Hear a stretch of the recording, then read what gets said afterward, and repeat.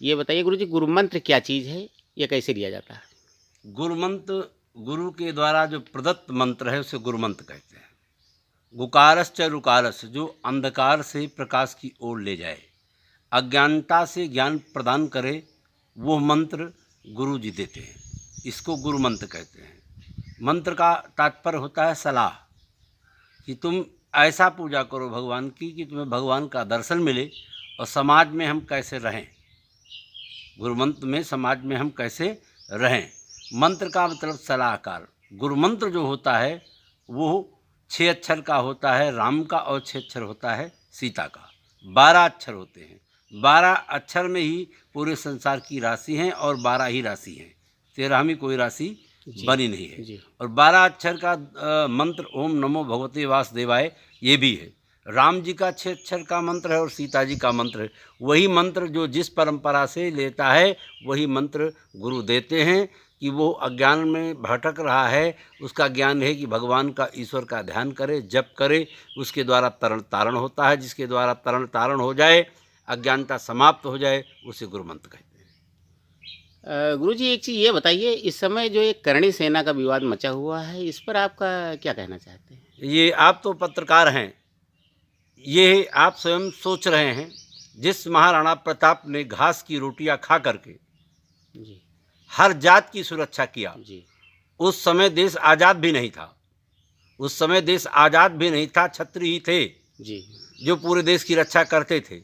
उसके बाद में ये सब पैदा हुए, चंद्रशेखर और दुनिया के जितने लोग उस पर बवाल कर रहे हैं, फेंकने भेज रहे हैं कि हम यादव हैं, हम ये हैं, हम वो हैं, एससी हैं, हम ये हैं। ये सब गलत बात है।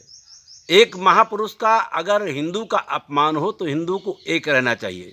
इसमें जातिवादिता की फूट अन्य लोग डालते हैं। किसी भी पिता के, किसी भी महापुरुष का अपमान हो और वो बैठा रहे, ये भी अज्ञानता है और एक कायरता है। सज्जनता जब तक मौन रहती है, दुर्जनता तभी तक, पत्रकार महोदय जी, पनपती है। जी। इसलिए इन दुर्जनों को समाप्त करना तो हिंदू का एक लक्ष्य होना चाहिए। सभी से हिंदुओं को एक होना चाहिए।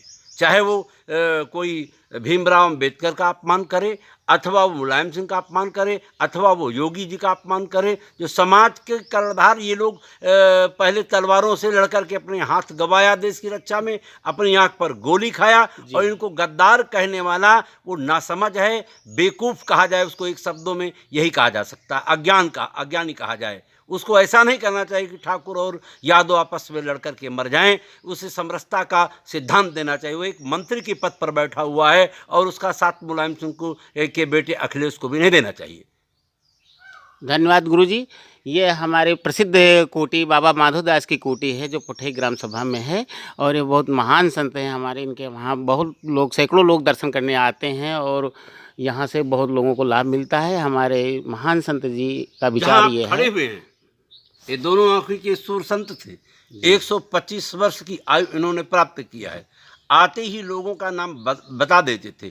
आज भी इनके स्थान पर किसी भी प्रकार के भूत प्रेत की लगी हुई आत्माएं, जिनको संतान की प्राप्ति नहीं होती, वो दर्शन करने के लिए आते हैं। मेरे सामने जब से मैं यहाँ आया हूँ तब से कई लोगों की मनोरथों की पूर्ति हुई है। यदि आप चाहते हो तो मैं उन्हें बुला करके आपके सामने मुखातिब भी करवा सकता हूँ। जी। जी।